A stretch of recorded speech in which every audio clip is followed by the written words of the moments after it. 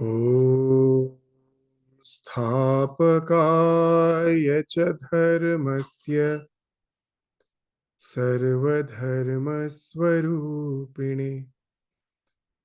अवतारवरिष्ठाय रामकृष्णाय ते नमः। वसुदेवसुतं देवं कंसचाणूरमर्दनं देवकी परमानन्दं कृष्णं वन्दे जगद्गुरुम्।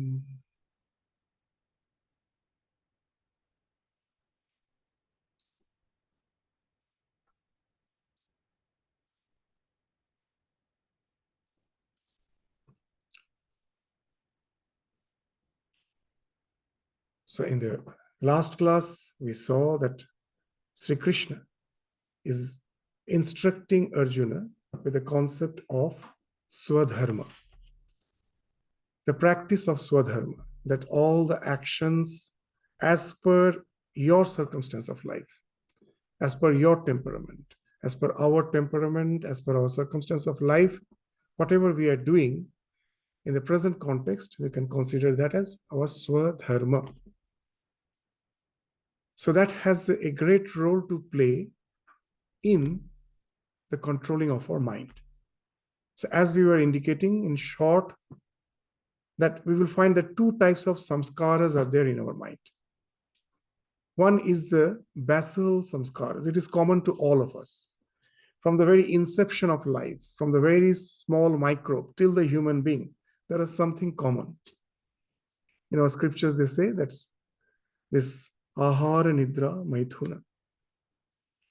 Having food, this need for rest, and procreation. So these are the samskaras which are common. And as they're common, as they're from the very inception of life, they're very strong, very strong. Now we find that Sri Krishna mentioned that even a jnani, a wise man, when he resolves to cut himself off from the sensate experiences of life so as to calm down his mind, he finds it's difficult because the want power is much, much stronger than the willpower. Because all those subliminal impressions, they're there in our mind for ages. If we consider hereditary, if we consider transmigration, in whatever way it may be, it is there. And they're extremely strong. All our resolutions are in the surface of the mind. But the bubbles which are coming from the subconscious mind, they come and just break all our resolutions. So what's the way out? So we were saying that, yes, these are the impressions which we have. We are all in common. But there is another type of impression. What's that? That as per our way of life, the professions which we have chosen, as per our temperament, that creates, when we are doing those actions again and again, that again creates some samskaras in our mind. So they are not as strong as the basal impressions.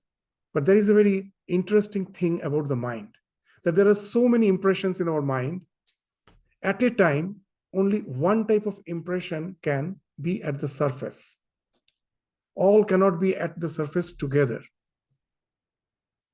We all find that when I am in my workplace, naturally my behavior changes. When I'm at my house, naturally my behavior changes. When I'm dealing with my children, naturally my behavior changes. Again, the same person, when I'm with my friend, naturally, what it speaks of, that there are so many mental modules which we have acquired through the process of hereditary and through the process of transmigration.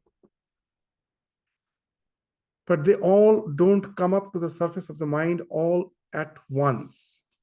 At a time, one comes. You will say, no, when my mind is disturbed, so many thoughts come.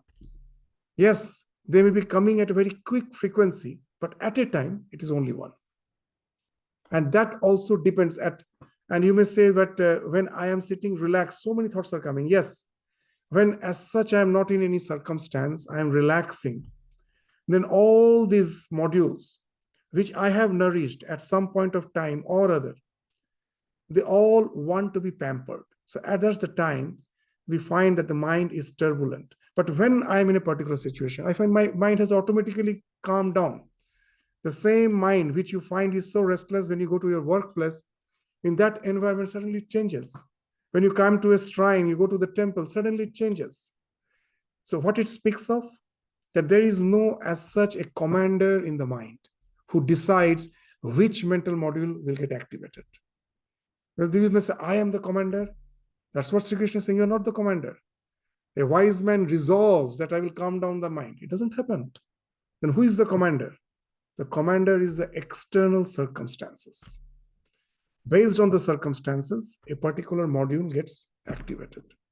If that's the thing, the very first practice for Chitta Shuddhi is the very first practice that first let me attenuate. At present, the waves are very strong. Let me weaken them, attenuate them. To get rid of them is a process. It won't happen in one go. First, let me think of Chitta Shuddhi. How? Let me expose myself as much as possible to those environments where those designed modules, the modules which I have designed as per my work, as per the situations of life in which I have taken certain responsibility, my hobbies, all those things, the good things of life, the much more sublimated things of life. With that, I have designed, we all have designed to a certain extent, as per our likings, a certain mode of life.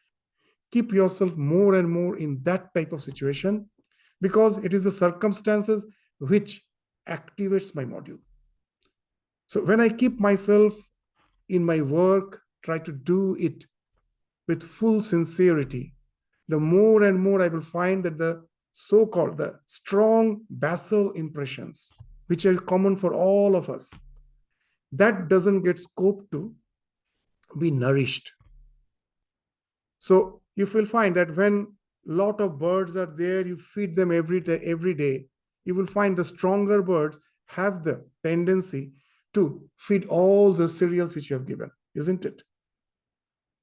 If you're not careful, you will find that the bird which is already strong, that will come and try to deprive the others.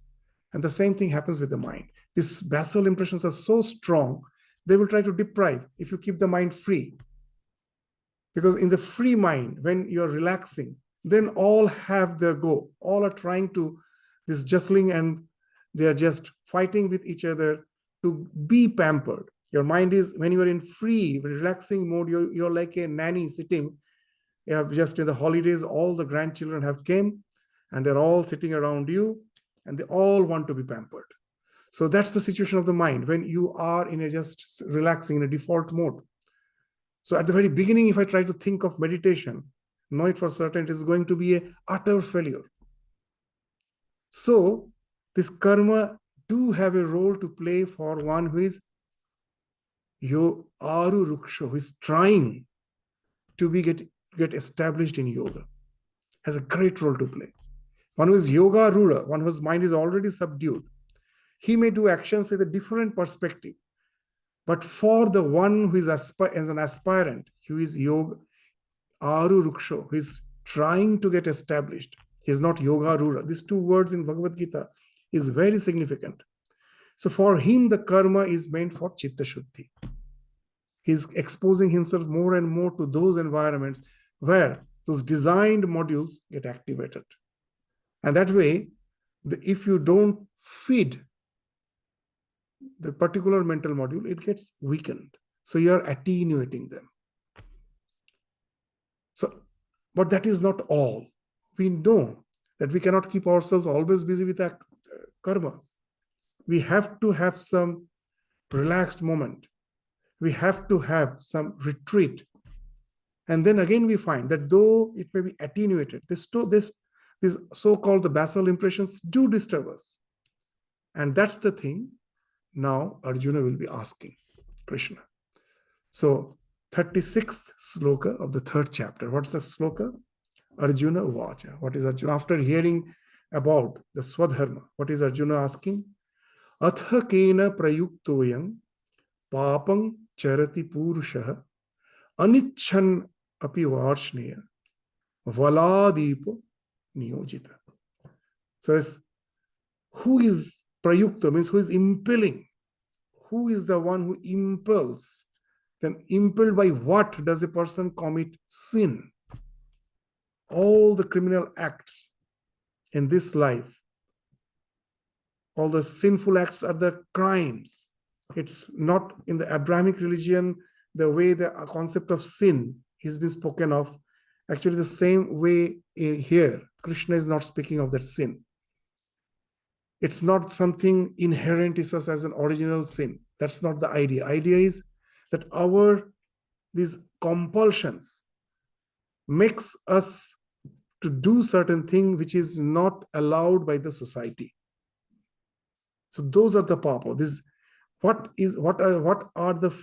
impels me that in spite of my resolution, anichanapni, though I am not willing. My conscious mind is saying that I don't want it, but I find that I'm being forced. So what is that? That impelled by what does a person commit sin or crime?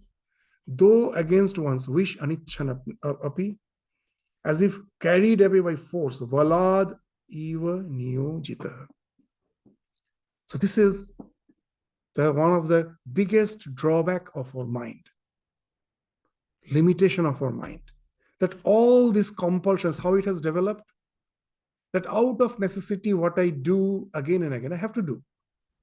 Just a small child, this example we give again and again, a small child is not drinking milk, mother adds a little sugar, and you find the child starts drinking. Nowadays, the parents are very cautious that they see that the child is not taking any sweet things, the chocolates and others. They have a natural tendency to have it. Because if they have it, immediately they will develop that hyperactivity, attention deficiency. ADHD is the syndromes, they say that attention deficiency, hyperactivity syndrome. So all this they develop, means it is harming him. But how he has developed, that it is something innate, that he has been born with that tendency. So nowadays, these evolutionary scientists speak that in the process of evolution, our predecessors, ancestors, when they used to go to the forest, they discovered that anything in nature which is sweet is not going to kill me. Other things may kill me. That sour may be nourishing, but may be toxic. Bitter may be nourishing, may be toxic. I'm not sure. But about sweet, you can be sure. In nature, if anything is sweet, it can never be poison. It is going to nourish you. And the predecessors who were food gatherers, who were yet to learn agriculture. So it was a big challenge. What is going to nourish him and what is going to kill him? So they quickly discovered that anything sweet in nature is not going to kill him. So there was a necessity. That to have sweet thing was a necessity. Most probably they haven't developed taste. But when they pursued it again and again, it created as if a path in their mind. The mind got wired. Once that path is created in the mind, now the tendency of the mind is to pursue that path, to traverse that path again and again. It develops a pleasure for it. It forgets the necessity. So that's why you will find in the modern age, all the lifestyle disease is somehow dependent on that factor. Your too much intake of sweet, how it has developed out of necessity has got converted. Now here it is saying all the papam we are being forced to do. The same thing happens with everything. Sri Ramakrishna in the gospel is again and again saying this lust and gold is maya. The word maya is very important. What it means? Maya. Ya means yatha yatha. When you are seeing the thing as it is, that is ya, means yatha yatha. Ma is a negation, that I cannot see the thing as it is. Why? These obsessions comes to the picture. The moment the obsessions come to the picture, it doesn't allow you to see the thing as it is. So here also the same thing is happening. I forget the necessity. All our pursuits were for the necessity. I forgot. It has become a pleasure. And that results in all the crime. Can you just open the newspaper, go to any news channel, and just try to find out the basic reason for any crime? Is there any crime which is apart from these two, lust and wealth? You will find nothing. What has happened? The thing is necessary. That has got converted into obsession because of constant pursuit. So that's the thing. Arjuna, like all of us, Arjuna is a representative of the human race. He's asking God. So what's that which forces us? It is this, our fixed stimuli response conditioning that is forcing us. So now Bhagavan will gradually take us step by step to the understanding of the psychology behind this crime. So now let's go to the next sloka. What he's saying, the 37th sloka. Sri Bhagavan Vach. Kama Esha, Krodha Esha, Rajaguna Samudbhava, Mahashano, Mahapapma, Vidhenam, Iha Vairinam. This kama, the sensual desire, Krodha, which is an evolute of kama. When the kama gets, when your desire, here desire doesn't mean only lust. Sometimes we very loosely translate kama as lust. Lust is just a very specific desire. Whatever I'm seeing with my eyes, whatever I'm listening with my ears, whatever I'm smelling, whatever I'm tasting, whatever I'm touching, it's a natural tendency that the sense objects, the sense organs gets attracted to the sense objects. This natural attraction has been described as kama. And when our natural tendency to get drawn towards the sense objects, it gets obscured, it gets hindered. It results in anger. We all understand. There's something I desire and there is some hindrance and that results in anger. And this both, Bhagavan is saying, is the product of Rajoguna. So now we need not go to the very elaborate description of Sattva, Rajatama. Sattva, in general, we can say that any stimulus which is not impelling us to any action is sattvic. I'm contemplating on God. It immediately calms down my senses. There is no response. I immediately find that there's a let go, relaxation. I'm reading scriptures. I'm very much involved in some studies which I like. You will find that there's no response to it. Just some stimuli is creating bliss. Even sometimes there's some action may be there, but that action is like a flow. It's almost unconscious. You are more just like gardening or even say cooking. Even in our scriptures, they say there's herding these cattle, Goshala. That's sattvic. You will find that all those actions, though you're doing some actions, but the action is something which is not turbulent. It's a regular action. You're just, by your habit, it goes on. And that creates a very calmness in your mind. So that speaks of sattva. And whenever any stimulus is resulting in an immediate action, that is rajo. And what is tamas? That this raja, when gets converted into obsession, that becomes tamas. Means out of necessity, when you are, then certain stimuli, I see the fruit. When I'm in the forest, our predecessors saw, the stimuli was responded immediately that for my sustenance, I have to collect. That is raja. But when that you know that it is sweet and you get obsessed, you forget the necessity and just go on pursuing. So you pursue so much that it starts harming you. That is tamas. So your vision has been clouded because of obsession. So these are the three ways we can understand. So here what he's saying, this kama and krodha is rajoguna. Why it is rajoguna? Immediately that impulse that is acting within. Immediately have to act on it. You will see a small child, the thing it likes, you just don't give it. What a tremendous reaction is there. Immediately it will start just crying, shouting, it will just roll on the ground. So that's the rajoguna. Immediately that the desire has to be fulfilled, or if it is not fulfilled, it finds expression as krodha. So these are the things which is Mahashano. This Mahashano word is very interesting. Mahashano means that which can never be satiated. However, you may just go on in the pursuit for it. For the time being, the satiation is there. Again, the hunger for it comes back in much more, in an intense way, in a manifold way, in an intense way. So it goes on increasing. So it's like fire. In the fire, you just pour fuel. The more you pour fuel, the more it flares up. So the desires are like that. It can never be satiated. The more you put fuel in it, the more it flares up. That's what is meant by Mahashana. And that's what results in all the crimes, all the sinful acts. Mahapapma. Vidhenam iham vairinam. Know this to be the greatest enemy. It is the sensual desire, it is anger, born of the Rajoguna, of great craving, and is of great sin. Know them to be your enemy. So, there's a human life. In our scriptures speak of Shadaripu. There are 6 enemies. This Vairinam, the 6, what are they? This Kama, Krodha, Lobha, Moha, Mada, Matsarya. But all are the evolutes of Kama.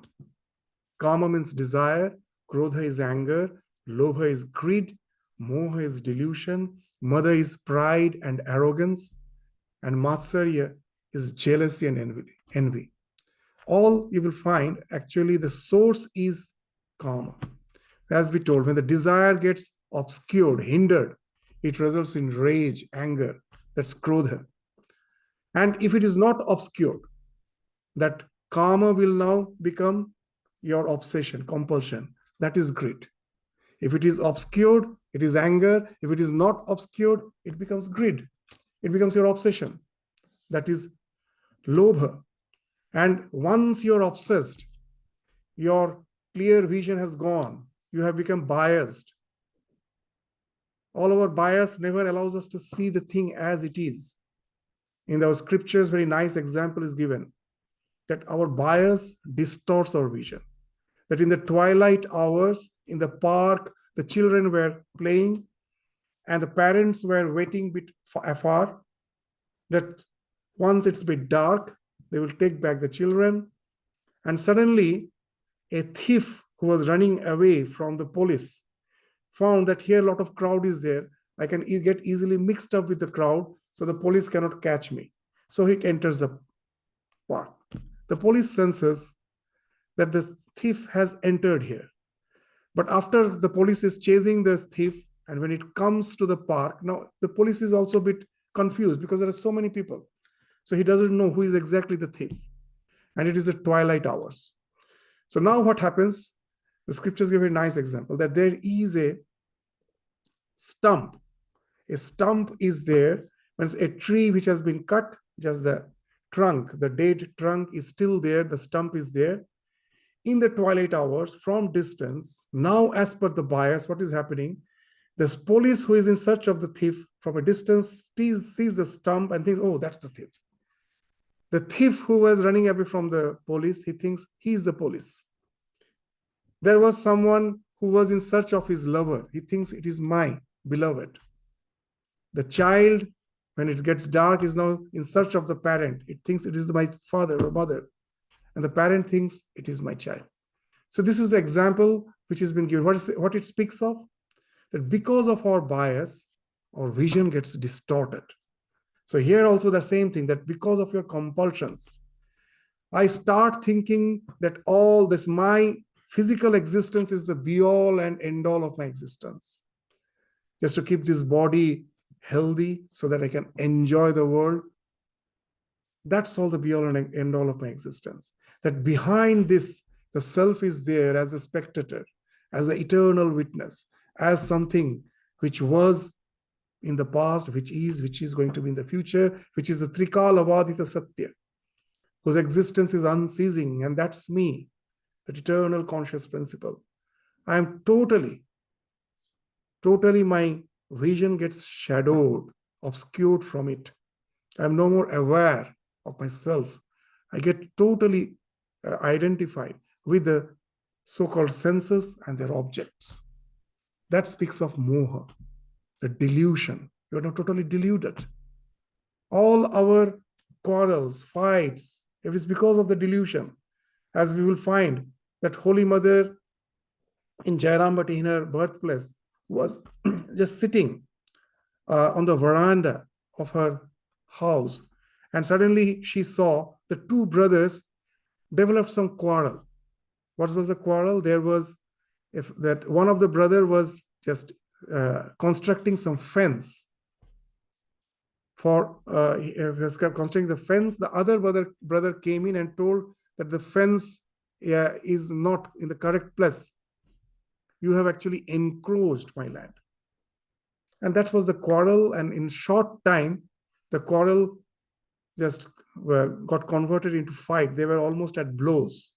Now Holy Mother couldn't relax. After all, they are her own brothers. So she ran. She was extremely agitated, somehow separated these two brothers, and she was gasping because after all, they were very strong. She was gasping, and she, for the time being, got agitated. She scolded both of them. She came back, sat again on that, the veranda on the floor. And when bit relaxed, suddenly started laughing loudly. And then she was saying, these two rascals, they're going to die after a few days. This land will be there for eternity. For how long, we don't know. And these two rascals are saying, this is mine and that is yours. So what has happened? Moha, this obsession, this tremendous obsession, make us forget everything. The small things make us fight. We just stop seeing each other's face. We forget. I was just listening that in Kashi there is one house, that Mukti Dham, where if anyone feels his death is near, they can go and stay. No charge is required. 3 weeks they will give you time. Within 3 weeks, if you die, well and good. If you don't die, you have to go back. It's a wonderful place. The person who is the caretaker there has a wonderful experience. These people do have the sense that they are going to die. And most of the cases are really, within 3 weeks, they pass away. They die. They can't. And he was saying that what's the experience with your interaction with these people? I was just seeing his interview. I was really moved. He's saying that this life is very short. Please try to have good relations. Most of the people, after coming here, the last thing they want to resolve the fight they had long back. And they told there are so many cases that in the last moment they asked that I haven't talked to my brother for 10 years. Can you please arrange that to him to come here because I cannot go now. And he was as if waiting. The brother came, they met, and the next day he died. That somehow, so when you are at the fag end of the life, then it seems all these were so much silly. They had no value. But moha, what the moha was, this tremendous attachment to the life, make us forget that. We're deluded. That's what he's saying, that from lobha converts into moha, and then comes mother, this tremendous ego, tremendous arrogance. I am wealthy. I am the learned. And from that again, matsarya. Matsarya speaks of what? Envy.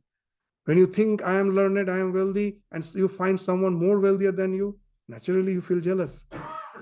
You feel. So this all is a chain, starts from kama. So that's what Bhagavan is saying. This Shararipu, all these 6 enemies with which we are staying. These enemies are not outside, it's within. And they all start from kama.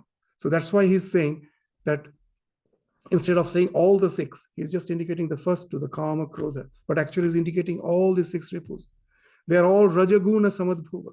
That immediately they make us to be impulsive, to act on all those stimuli immediately. That's why they are rajaguna samudbhava. And that's the thing he's saying, that mahashana, that they're the great devourer. They're never satisfied. You think sometime that let me satisfy this desire and then I will be free. And you find you are trapped. That like a bee, we came to suck the honey. We were enjoying the honey. Now I thought, let me fly.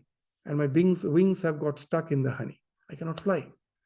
So that's what all they have become my compulsions. The things which I thought I will enjoy, they are as if enjoying me. They are draining me out. They are sucking me. So they are mahashana. And that's Mahapapma. Because the necessity, once it gets converted into obsession, all the sins results from that. So this, after saying this Kama and Krodha, in the next sloka, he's actually indicating that our, what you say, this moha, that how we get deluded, our real nature gets totally obscured. With the help of 3 examples, he is stating that dhumena vriyate vanhi. Dhumena means with the smoke, avrita, what it is, the smoke covers vanhi, the fire. When the fire is there, immediately the smoke comes and covers the fire. The fire is no more visible. So, dhumena vriyate vanhi, yatha darsho malena cha. Just the mirror, the way the mirror is there to reflect the image. But if it is covered with dust, it can no more reflect. So it has got, this dust is now obscuring the mirror. Yathol vena vrito garbha. Just the way the fetus is wrapped in the womb. Tatha tenedam avritam. In the same way, the reality, the essence of my being, gets covered by the rajas. All these impulsive actions, it gets covered. So with the help of this example, so having said this, in the next sloka, he will be expressing, he first gives the example, and then he was stating the fact that what happens in the same way, avritam jnanam etena jnanina nitya vairina kama rupena kaunteya dushpurena lanena cha. Dushpura analena cha. Just like anala is fire. You know, the anala, that word itself is very interesting. Anala. In Sanskrit, there is a pratyay called alam. Alam means satisfaction. That someone is feeding you. After the first serve, he comes and requests, one more serve. You say, okay, I can have. Second, third, okay. And then time comes, you are satiated. So in Sanskrit, they will say alam, enough, no more. And alam means satiation. An is used as a negation. So that which is never satisfied. That's why fire is called anala. The more you pour oblations, the more it flares up. So that's dushpura, that which is never satiated, like fire. So similarly, this jnanam, that the real knowledge of the self, gets obscured, gets covered. Even for a jnani, for a jnani, it is a nitya vairya. It is a constant enemy. Why it's a constant enemy? That, as we were saying, that sometimes we think, oh, let me just enjoy this desire a little, and then I will forget about it. It's never going to happen. It's the moment you are just in the pursuit of the enjoyment, you are trapped. So it is a nitya vairya. It will never leave you. It is a constant enemy. And this knowledge is covered by this constant enemy. What is this constant enemy? This insatiable desire. It is like fire, it is insatiable. So you'll find that when Buddha came back for the realization, that's what he's speaking, the 4 noble truths. The first noble truth, there is dukkha. That's the first thing he's saying. Now we translate this word dukkha as suffering. But actually dukkha's exact translation is not suffering. The exact translation of dukkha is dissatisfaction. So there is dissatisfaction. You may say both are same. Suffering and dissatisfaction, both are not same. To give an example, when you are enjoying a delicacy, someone comes and asks, are you suffering? Of course, no, I'm enjoying. But the next question, are you satisfied? And immediately a big question mark. No, I already have developed a hankering for the second, isn't it? So suffering and dissatisfaction are not the same. So if we loosely translate, then entire Buddhism becomes a pessimistic philosophy. It's actually not pessimistic. It is speaking something wonderful, that there is no satisfaction. There is dukkha. And what is the cause of dukkha? The second noble truth speaks of that. The cause of dukkha is tanha, the desire. The same thing. The third and fourth is the solution. We are not going to that. The first 2 truths speaks of the same thing which Bhagavan Krishna is saying here. There is tremendous dissatisfaction. There is no satisfaction. We go on pursuing, thinking that I will be satisfied. There is no satisfaction. In the modern day psychology, they speak of it as hedonistic treadmill. But in a treadmill, you are running. Do you go anywhere? You're running. You are supposed to move forward, but as the treadmill is designed in such a way that you're running and the treadmill is going back, so you're running in the same place. The word hedonistic means hellish. That all the pursuits for the sensate pleasures of life, at last we all realize that it is not giving me enjoyment. It is just sucking me out. It is a hellish. In one of the poems of Swami Vivekananda, very nicely he is mentioning, it's like ever running, never reaching, nor a distant glimpse of shore. Ever running, never reaching. What's the cause of it? Shankaracharya, in some other context, have mentioned the cause is the cycle of avidya kama karma. Avidya kama karma. That the desires comes from ignorance. Here also the same thing, that moha and desire, these are each means which comes first is very difficult to say. It is like almost like the hen and the egg.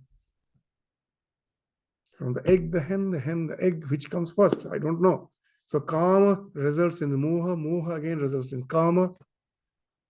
So this cycle, and then once that avidya is there, from that the kama, the desire comes, and that impels me to action. Once I am acted upon it, the desire flares up. It asks me to go for the pursuits more and more. And this cycle, this avidya kama karma, goes on and on. And that's the cause of our transmigration. From ignorance, I have forgotten myself. I take the sensate pleasures of my life as the be-all and end-all of my existence. And that pursuit has now as if enchained me in this cycle of avidya kama karma. Swami Vivekananda used to have a very nice allegory. The allegory is that in the olden days, in the village, the way they used to grind the oil is very interesting. There was no sophisticated instruments. What they will do, there has to be two stones. One, what you say, they will be rotating, revolving over the other. And the seeds has to be placed between the two stones. One stone over the other stone, the top stone will be rotating and the seeds will be between those two. And that's how they will get grinded by the motion. Now, both the stones are very heavy. The bottom is, of course, stationary, but the top one has to move. Now, how to make it move? So they used to connect it with some bullock or with some ox. And they will make the ox to move around. But how to make the ox move around? So they found a very, very easy solution. They will used to tie a stick between the two horns on the head of the bullock, and they will hang some straw in front of it. Now the bullock is constantly chasing to get the straw, but it cannot get because it's a stick. So the straw moves on, and the bullock moves on, and the oil gets grinded. So Mahamaya is doing the same thing. We may think that we are very intelligent. We have a lot of degrees. Our tail is that the tail of the bullock is your degrees, long degrees. But at last, we are all like that ox, just chasing those straw, never ending. Swami Vivekananda say in spiritual sense, we are all babes, he used to say. And he used to say very nice, mustached babes. Once you have grown, you are a grown-up person, you have mustache, but in spiritual sense, you are babe. Why? Like babe, we always constantly want to suckle. The moment that it's removed, we start crying. Something we need to go on suckling. So that's the thing which is being spoken of here. So this goes on and on. So how to get rid of the desires? Now the question that after indicating that the desires are the cause of all the crimes, sins in the society, now he's just saying that how to get rid. To get rid. So when you have an enemy, to get rid of the enemy, first you should know the abode, where it is staying there. So now Krishna will indicate that where these desires stay, where it's its abode, unless you know the abode, unless you know its place of hiding, how can you get control over it? So to just first find out his abode, Krishna is saying what? In the 40th sloka, Indriyani mano buddhir asya adhishtanam uchyate. Indriya, mana, buddhi. These are the three places: the sense organs, the mind, and the buddhi. Etair vimohatyesha jnanam avritya dehinam. So the sense organs, the mind, and the intellect are said to be the abode. Through this, it dilutes. It's constantly diluting the embodied soul by veiling the wisdom. Now, what are these words? The mano buddhi, the mind and the intellect. We may confuse, they both are same.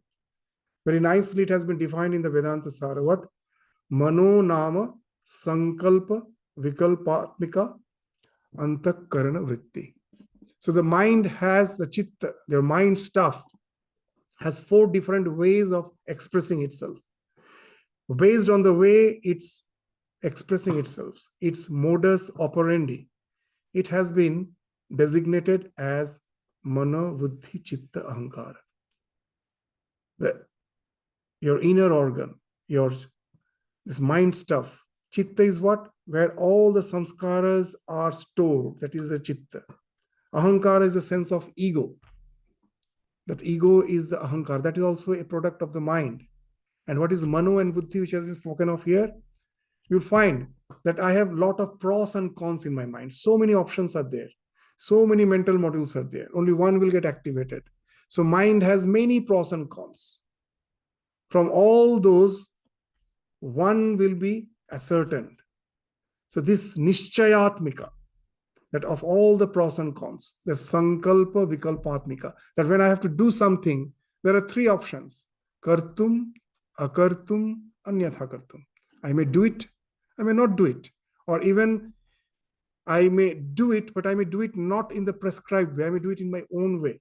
That is anyatha. So there are so many options. Of all those options, I will choose one. Yes, this is the thing which is for me. So this nishchayatmika, the conviction that once you choose, this is the way, this is the path I'm going to follow, that speaks of the buddhi. So this is very easy to understand that way. That when my mind has innumerable mental modules that speaks of the mind, in a particular situation, my indriyas, my sense organs are interacting with the world.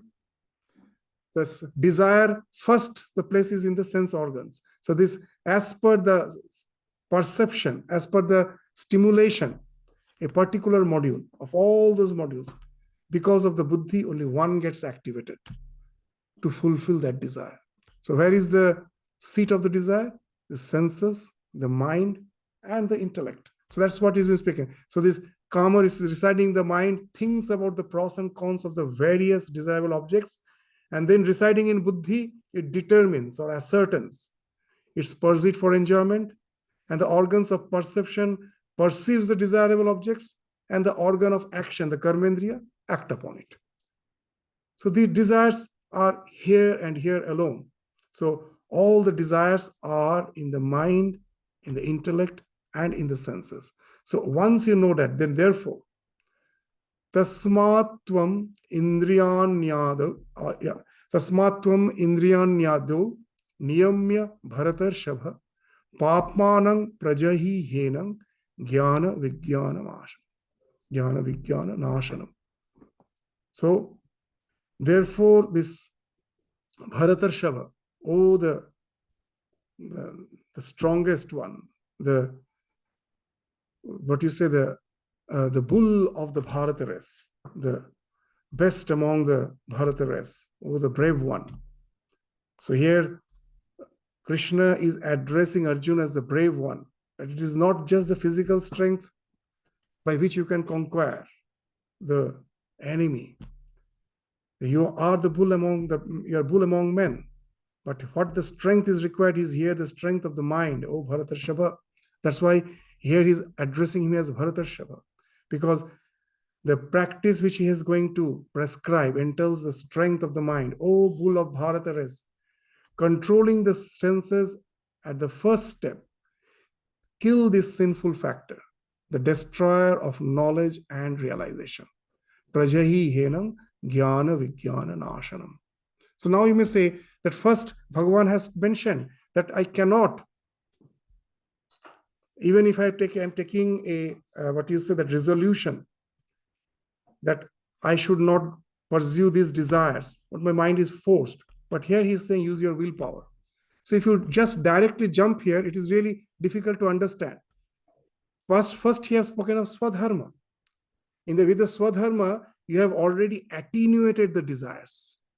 Its strength has reduced because you are in constant the pursuit of the things which you really like, all the good things. So that way, as you are not nourishing the so-called the basal instincts of life, they get to certain extents attenuated. Even in Yoga Sutra, they speak of that attenuation. The Kriya Yoga has an attenuation. Now you have the strength to work upon that. So you have to work upon that now. So first thing is, now you have to work. Now you will all understand there are two types of vasana. One is Vyakta Vasana and another is Avyakta Vasana. We are resorting to the Yoga Sutra to understand this because this Gita is a wonderful synthesis. All the scriptures have been synthesized. Even yoga's ideas are there. So here first comes the Vyakta Vasana. Means if, to give an example, if our mind is like a will, if our personality is like a will, our psychophysical existence is like a will, then ahankara, the sense of ego, is like the hub of the will. And all these innumerable mental modules with fixed stimuli response conditioning are the spikes or the spikes. Now, if you break one of the spike, does the will collapse? No, still the will is there. So now there are two types of practice, but we have to get rid of a few spikes. What was the spike? This so-called Vyakta Vasana. There are innumerable desires, innumerable mental modules, but all don't, I am not aware of all of them at a time. In a particular birth, in a particular situation, I am born with a particular set of Vyakta Vasana. Others are all hidden. Just the example we were giving in a few classes back, that jokingly we say that if we believe in transmigration, that we came from the lower forms of life and evolved to this as a human being, and we say that samskaras are all there in my mind stored as a grazing animal. The samskara of this feeding on the grass is not supposed to be there in my mind. If I have evolved from a cattle, and you say the sanskara is still there, why don't I salivate seeing the grass now? I don't say as a human being. So very nicely in Yoga Sutra, Yoga Sutra is wonderful. As per the dealing with the psychology is concerned, they say, as per the birth, as per the jati, as per the species, your bhoga, what you are going to enjoy, jati, ayu, bhoga, these three are determined. Means what? That for a human birth, that is not my food. So the sanskara is still there. If again I take birth as a cattle, that again will become vyakta, that will become something prominent. But in this birth as a human being, that vasana is not appropriate, is not something meant for the human birth. So it is there, but it is hidden. It never comes. It is avyakta. To understand it more clearly, we need not go to the transmigration. Even in this life, a school student, he has developed the liking for studies, passion for studies, and he's good in all the subjects he really likes. He's good in literature, he or she is good in science, in maths, in social science, all the subjects is good. Now, as he gets promoted at last, at the 12th grade, and now it's the time for pursuing some higher studies in the university or in some professional course, his or her grade now determines, as he has the very good grade, that now he can opt for, or she can opt for, say, an engineering college or a medical college, whatever it may be. Now what happens, in the school, he was having a passion for all the subjects, but as per the environment, the medical college, all other desires, all the passion for all other subjects will for the timing get subdued. It will not be visible. only the biology, that will get the importance because that environment needs that. So now his love for biology is vyakta, others are avyakta. When again in future, when once he's an established doctor, now he has time to pursue the other things. Then again the interest in other subjects may again come to the prominence. So as per the situation, particular vasana is vyakta, others are avyakta. And this vyakta and avyakta all are like the spikes together holding my psychophysical existence, where the hub.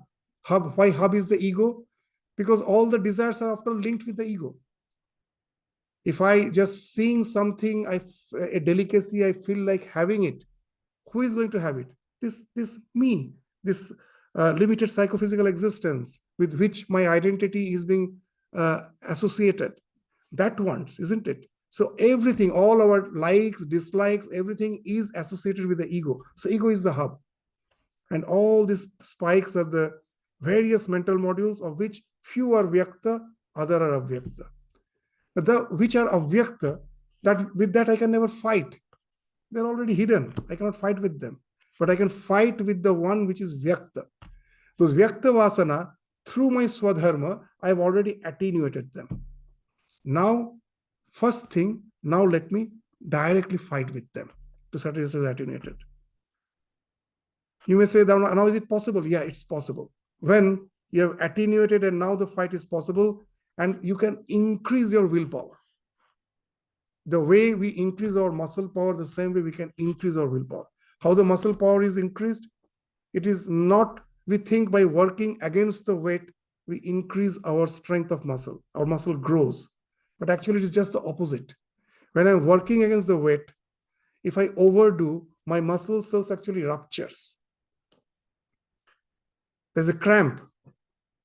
And then you have to take a rest. When you are resting, the muscle cells are regrowing. But when the cells are regrowing, the feedback mechanism that all this, our each and every cell is intelligent. The intelligence of the cell says them that if you just grow the number which was previously there, now this region, your arms, are going through more stress. So if you grow exactly the same numbers of cells, regrow exactly the same number of cells, it cannot withstand the stress it is going through. So build more, build more. So it is with this feedback mechanism the muscle grows. It is not just the opposite. We think that working against the strength, our muscle grows. It is just the opposite. Actually, our muscles are destroyed by when I'm working against the weight. It is a feedback mechanism which makes the cell to multiply in more numbers. That actually helps to grow the muscle. The same thing, the same way, this feedback mechanism helps to grow our willpower. Suppose on Shivaratri day, now I have to fast from morning till late night because all the 4 praharas, pujas are there. For the first time when I'm fasting, I thought it's easy. I saw my parents fasting. I saw my seniors fasting. I can also do what's there. I've taken a resolution. So whenever you take resolution, it's always allowed. Because if you take in silent, you can easily break it. No one knows. So that's why in marriage, you give a big party. Only reason all should know that I'm marrying. Otherwise, anytime you can break your resolution. So that's why you will find whenever there is a vow, there is a huge party, all the vows. So you have now resolved that I will be fasting. You have all knows that you're fasting. So by lunchtime, for the first time, you find you're terribly hungry. But now I cannot, I have already resolved, all knows. So I continue with my fasting. A wonderful thing happens. By late afternoon or in the evening, suddenly the hunger is gone. What has happened? The feedback mechanism. This pangs of hunger is the biological alarm system. That the body is alarming you that it's a time for food. Take it, take food. And you are ignoring it. When you ignore, the alarm system gets weakened. It starts falling off. Because what's the use of giving that alarm? He's not yielding to it. And then for the time being, the alarm system falls off. And now a wonderful thing happens. The fasting has to continue till late night because 4 prahar puja is there. You will see how wonderful it has been devised, planned.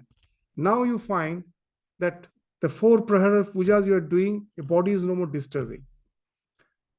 You have not taken food, but the mind is alert. As you have not taken food, it is not going to tamas. It is very calm. The alarm system has fallen off for the time being. Your mind is not disturbed with the pangs of hunger, neither it is in tamas. So now you can continue with your spiritual practices, rituals for the rest of the night. So here you will find what has happened. Sometimes we think that increasing willpower means I have increased willpower, but I have to constantly fight. But that's not the fact. Fight is there for some time. After that, your body has calmed down. You can continue delaying your gratification even for longer time without any struggle. Sri Ramakrishna used to give a very nice example.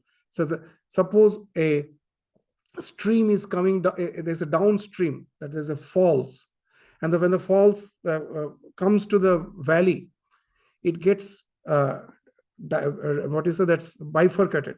There's two streams now.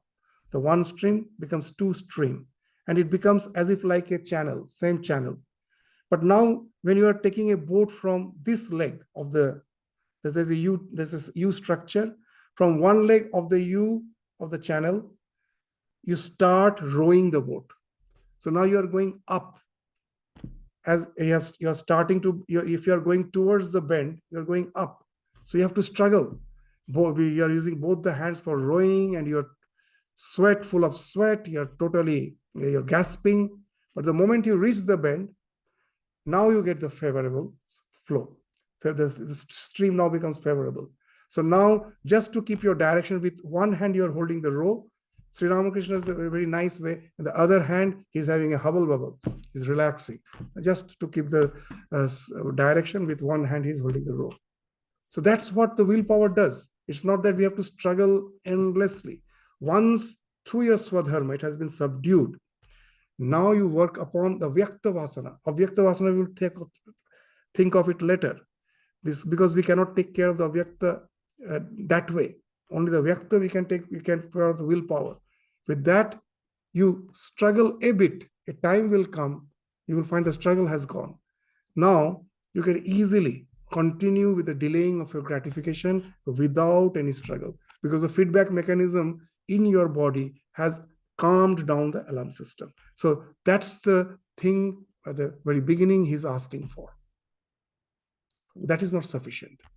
That way I am getting rid of the Vyakta Vasana. But how to get rid of the Avyakta Vasana? Those which are holding this limited personality. For that, some other practice is necessary. You have to assert yourself. We are not going to the sloka, it's almost time. Just the idea is that the Vyakta Vasana we take care of first by Swadharma and then by the willpower. But there is long-term practice, constantly thinking that you are the Atman with the intellect. Intellect chooses among the so many mental modules. You create a new mental module which speaks of Brahmakara Vritti. I am thinking of myself. Aham Brahmasmi. I am the Atman. I am the self. That module that you pick up with your buddhi and try to keep your mind always in that. Now, this vritti has a very wonderful characteristic. When you think I am Brahman, you are denying your ego, isn't it? You're denying your ego, that I am not this limited being. Even when you're thinking I am a devotee of God, that also is denying the ego, that God is, I am, both are eternal. This life is just a flow. So this thought, this contemplative thought, by always, which speaks of being established in the self, that is hammering the ego, the hub. So if you hammer the hub and try to get rid of the hub, then all these spikes all will collapse together. So these are the twofold practices actually. One is to get rid of the Vyakta Vasana through willpower. And the first Swadharma has already attenuated them. Then the Vyakta Vasana is taken care of with the willpower. And this long-term practice at last will have to get rid of the hub so that I can come out of this limited sense of idea that I am this limited psychophysical being. And that entails in my ultimate liberation. So the next few slokas, Bhagavan will be speaking of that long-term practice, that how to get established in the self, how to ascertain that and come out of it. So you will find each and every chapter actually constitutes the whole. In so many ways, actually he's going to that ultimate. Whatever practice he takes into consideration, he will take that to the ultimate. And he will give us what you say, that so many ways of going to that same. That's why Gita is a wonderful scripture of synthesis. So many are there. Each and every chapter you will find. So with that, the Karma Yoga will end. So we are having a few more slokas. Let us go slowly. We need not just complete those few. Those few slokas will speak of that long-term effect. So at the end of the chapter, you will find the Bhagavan has spoken of three things. With Swadharma, attenuate your desires. And then with the willpower, take care of the manifested desires. And with the practice, that constant contemplation, try to get rid of the ego. And then that will entail in your spiritual liberation. So that's the thing with which this chapter will end. So we will continue with those few more slokas again in the next class to complete this chapter. And then we will have a short revision of the third chapter. So with this, we stop our discussion today. Thank you all. Namaskar.